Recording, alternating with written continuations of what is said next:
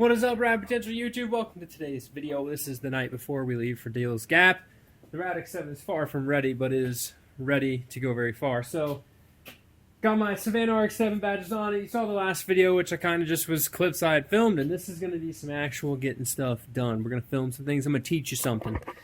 Right here is how you bleed your brakes by yourself. Yes, we're looking at a trash can, an office chair made of tension bolts from a rotary engine so that it doesn't fall over, and my metal table. But what's in the middle of this, besides a smashed A&W root beer can, is a pressure bleeder.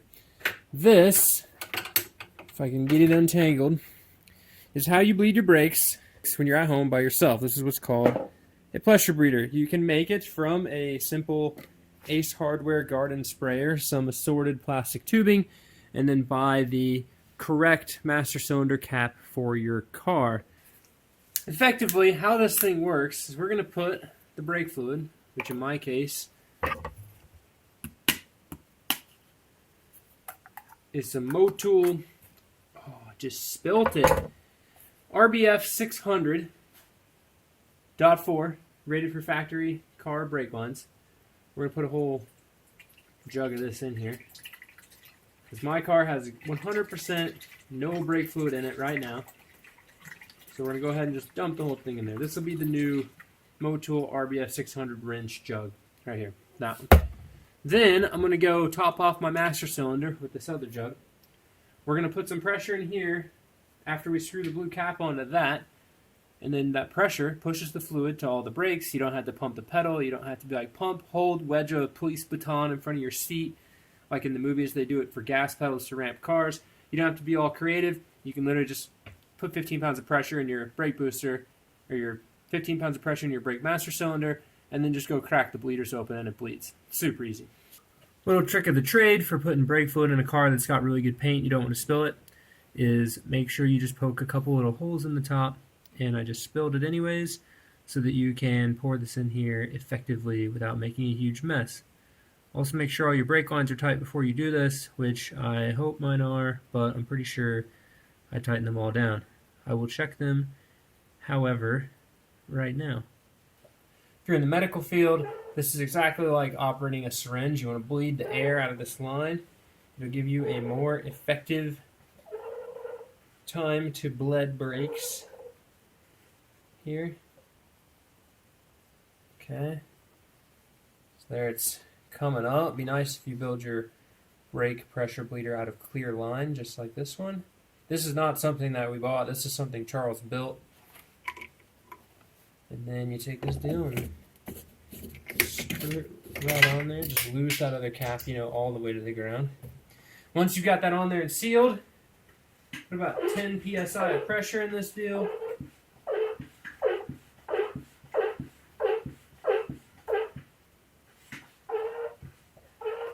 Okay, and then start at the furthest point, work your way back. Bleed out all the brakes.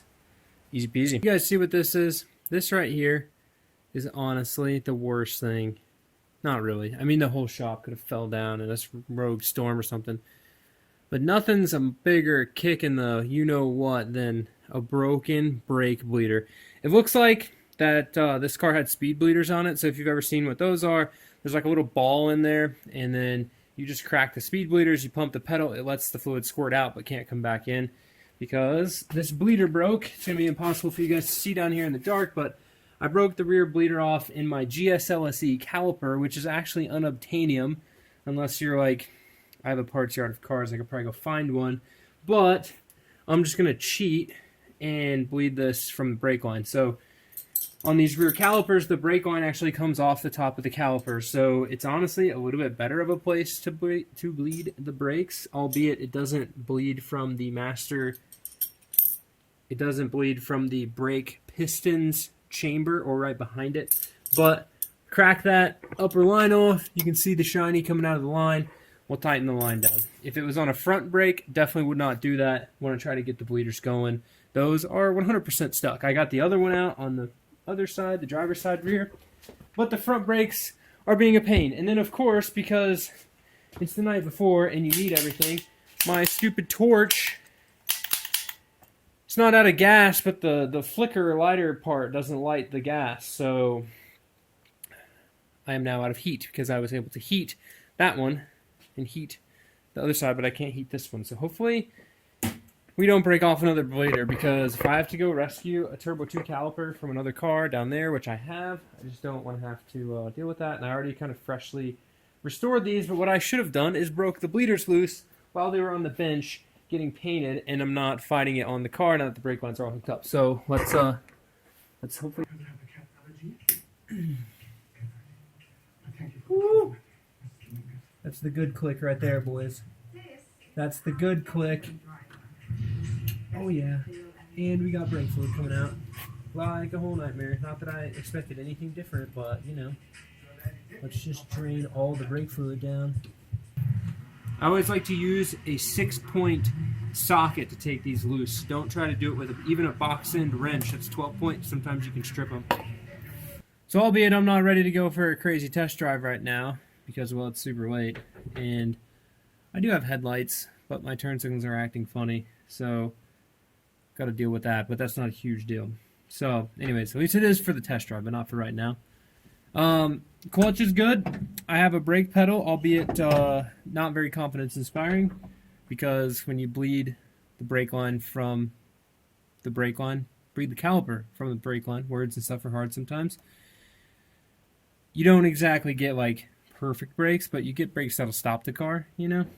Which is really what we're going for here, is not a race car right now, but a take it to this fun event and get to talk about it with all my cool friends and hang out and show it off a little bit, because, well, you know, the car for me isn't so much, it is about the performance, but cars, in my opinion, are one of the best catalysts for bringing people together, and I can't wait to, like, hey, this is what I created. I want to get people's thoughts on it, see what they think. See how many people don't like that I cut up a first gen. But for now, let's see if this thing starts. You know, it is cold right now. It is literally 42 degrees. Cold. What do you think? Think it'll run? Think it'll run? Post in the comments below. Does it start in the next 3 seconds? My bet is yes.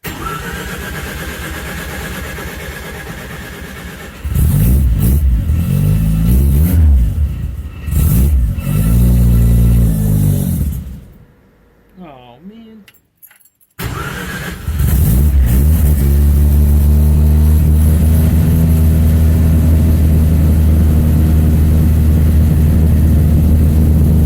Okay, so I don't have an idle air control valve. Alright, just straight up. So that's why I'm going to have to keep this thing running until it gets a little bit warm. Okay? Now, my AFRs are finally coming up, but my closed loop, which is the, like, correction bit of this map, okay? I have it set up that it comes on at 50 degrees engine temperature. So, making good oil pressure, making good fuel pressure, waiting for some coolant temps to come up, and then the closed loop will take over. For now. Ideally, right, we get this thing tuned and I can take my closed loop limits and tighten them up. Because once the base map is closer, you don't need the closed loop in order to correct the base map where it's wrong, right?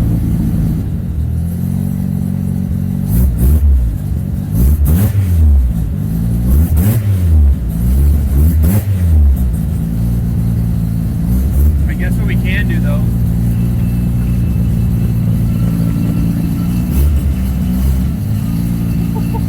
it moved!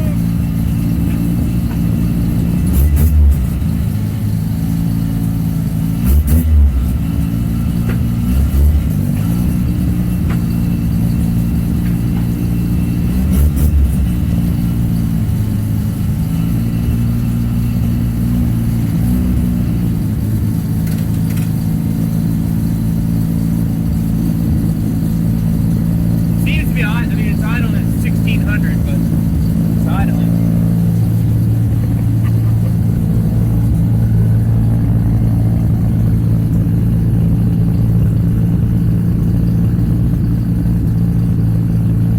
Heck yeah. I think it'll drive itself on a trailer. So leaks.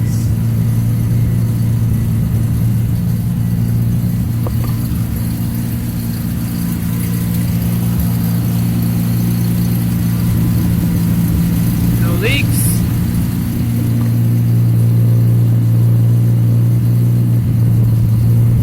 You know, idle needs some dialing in. We'll get it dialed in down. I'm just stoked it's actually running. I don't know that it has some sort of cold start thing. I guess it could have sprung a vacuum leak. But I got my Racing Beach strut brace on, painted silver. Boy, was that a pain in the butt. This car's crashed. The car that I got the Racing Beach strut brace on was the white rally car. It had been rolled with this strut brace on it, so things didn't quite line up. Had to do some prying and waller and holes out, but it's on there. And I buttoned the interior up.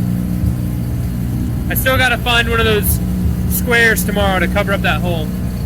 And ideally I'll make a wiring harness cover for this side out of some sheet metal, but it's looking like a car. I think I'm pretty confident it's gonna restart. So I'm gonna back this thing out and wash it.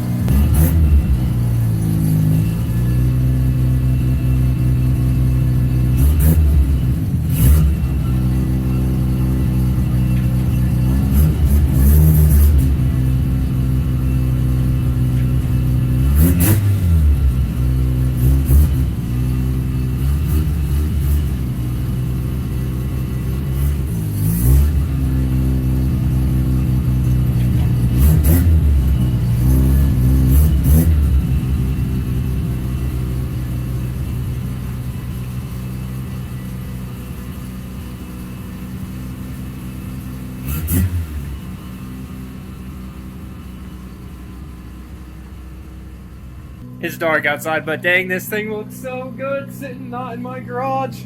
Look at that, no drips. Shoo! Oh, I love it.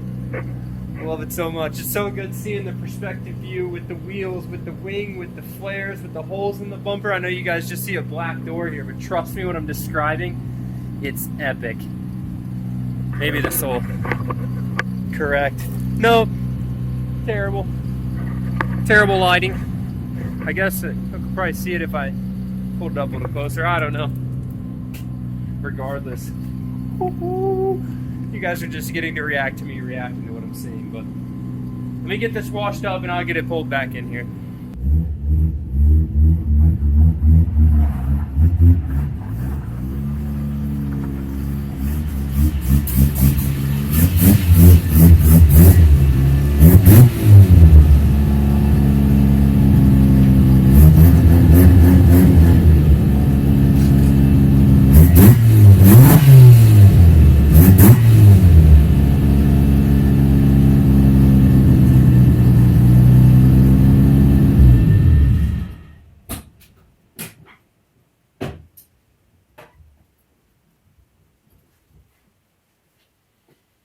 I built a car that moves and runs over its own power.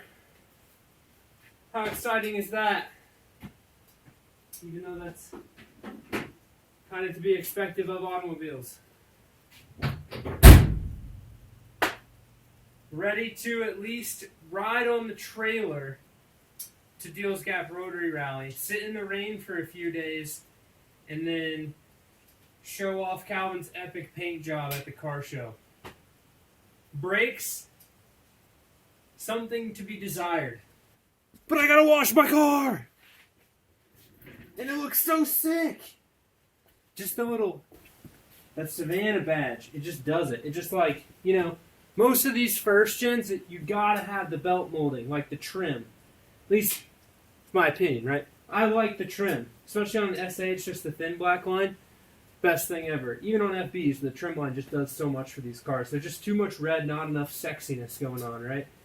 But the trim just breaks it up.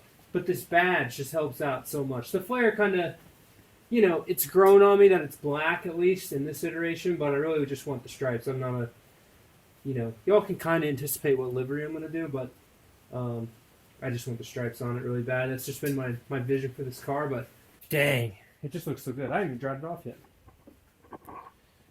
So it's definitely high idling. Hopefully it doesn't have a vacuum leak or something, but It's, you know, idling at 1600 RPM at 13.1, 12.9, or whatever the closed loop thing's commanding. So at least the ECU is doing what it's supposed to be doing, which is really good.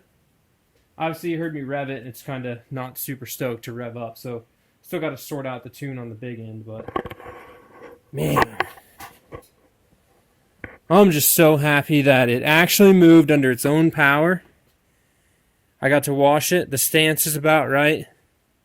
The wheels are just perfect. The wing is sick. You know, there's not much. It doesn't take much for the first gen to be like just crispy. But dang, just the lip. If you guys haven't noticed too, my front bumper is shortened. This is a Charles Eric special right here. Shorten the bumper up, drill the holes in it for airflow, make new mounts, no more spring mounts, and it's sucked in about 2.5 or 3 inches. The rear is still factory, so if you imagine the front would have had just as many of these springboard pieces and stuck out like that. Proportionally, I don't mind the rear being stuck out, but the front, they look so much better. The SAs do if you just tuck the bumper in a little bit. Dang, guys. Shoo! Well, too bad it's not like a week before the gap whenever this video is going up and this car is to this position. Then I'd have had like a week to tune it and bleed the brakes. Maybe go get another GSLSE caliper and like rebuild it and put it on the back like I did for the rally car instead of just running what was on this car when I got it. But shoo, it looks good. Alright, well I'm going to leaf blow dry this thing off. And I'm calling it a night right there. I could put it on the trailer just like it is. I can at least do some of my livery and stickers. Got to put the headlight cover on when Calvin gets down here. And the little things I can sort out. One thing I did notice, I don't have front marker lights and my rear turn signals are on when the brake lights are on. Or they're on when the running lights are on, not the brake lights. Brake lights work. But when that happens, it's typically a ground issue at the back. So I need to go back there and clean off where I have the chassis ground back there, or just move it and self-tapping screw it into something, because it's, you know, we painted everything, so we got to clean the paint off to get a good ground. But I'm surprised. My guess is the reason it's acting funny is because the fuel pump is also grounded to that same spot, and it works, right? But I bet the fuel pump is grounding back through the chassis to somewhere up here where the chassis ground is under the dash versus actually grounding in the chassis back there. So we'll have to figure that out. But little things, you know, here nor there. It'll drive on a trailer. It'll definitely drive itself to the microtel for the event, for the little car show. Maybe the car show moves, maybe whatever. Who knows? You can kind of be a little wishy-washy with the weather, but I'm amped. So the RADX7 officially moved under its own power, and I am elated. It's been a long time since I've had like a first gen per se, and it's kind of been, and I guess it's really not. It hasn't been a long time since I had a first gen. Obviously, there's like 17 of them here, but add on to that sentence, right? So we go back. It's been a long time since I'd have a first gen that I've been like ecstatically proud of how it looks and ecstatically proud of like how it's going to perform, right? The mouse, when I bought it, I was that way. I loved it. It was clean-ish, had some really bad bodywork, but it didn't show yet. And then it got rusty, and Southern Indiana happened, you know, just it had been in Southern Indiana its whole life. Anyways, it got rusty, it got crappy, and I wasn't proud of it. I loved the experience. I loved my half Bridgeport. I loved that it sounded sick, and it had all my cool parts on it.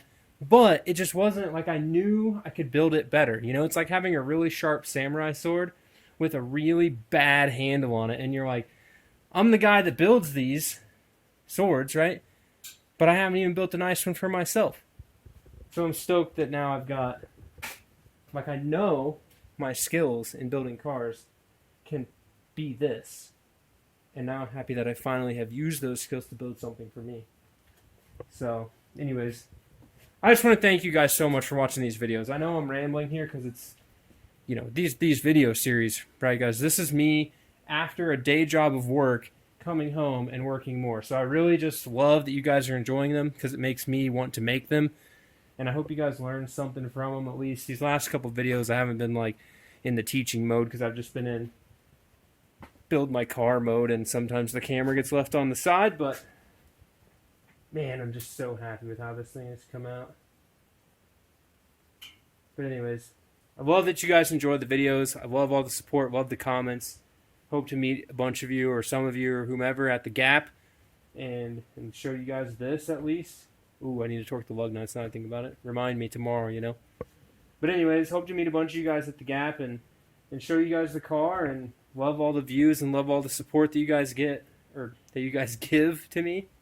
It's been much appreciated. It's been a cool journey building this car, and I can't wait to take it out. And I know some of you guys are RX-8 people and aren't first-gen people, and it's sad this car is kind of going to be my track car instead of the RX-8, but we'll keep the RX-8 around and try to get some new guys out to the track to drive it. You know, like Calvin, I think if I'm going to the track, I'm going to send Calvin all my dates I'm trying to go to the track and drive and be like, hey, the RX-8 can come same day, come out and drive. And I think it'll be really cool because maybe a lot of you take your cars to the track and drive them really hard, but maybe a lot of you just have, you know, normal street cars. So comment below, like, street car, track car.